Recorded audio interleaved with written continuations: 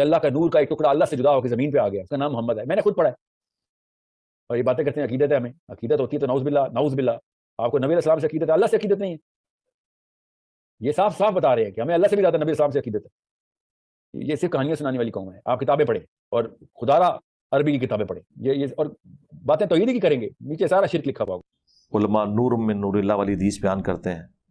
یار یہ روایت تو کوئی ثابت نہیں ہے. نور من نور اللہ تو ویسے ہی غلط ہے.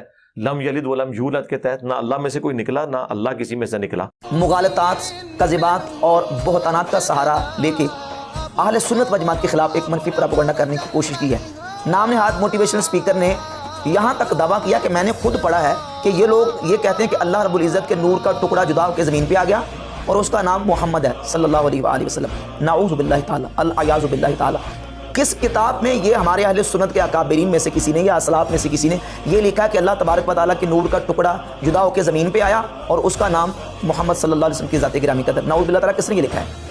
تم نے کہاں سے یہ پڑھ لیا؟ کس کتاب میں لکھا ہے؟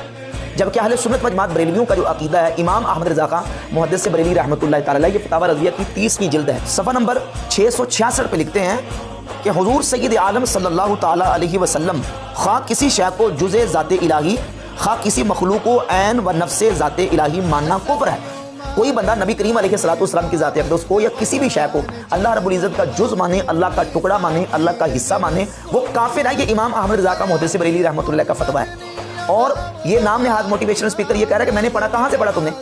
کس کتاب سے پڑھا؟ اس کا حوالہ پیش کرو. ہمارے کس عالم نے لکھا کہ اللہ تعالیٰ کے نور کا ٹکڑا جدا ہو کے زمین پہ آ گیا اور اس کا نام محمد صلی اللہ علیہ وسلم رکھ دیا گیا؟ نعوذ باللہ تعالیٰ.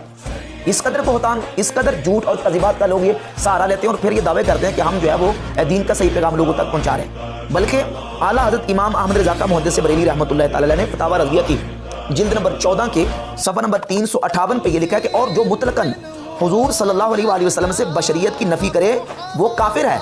جو مطلقاً یہ کہے کہ نبی کریم علیہ السلام انسان نہیں تھے یا بشر نہیں تھے, حضور سے بشریت کی نفی کرتا ہے, امام احمد رضا کا محدث بریلی رحمۃ اللہ فرماتے ہیں وہ کافر ہے, وہ قرآن کی آیت کا منکر ہے.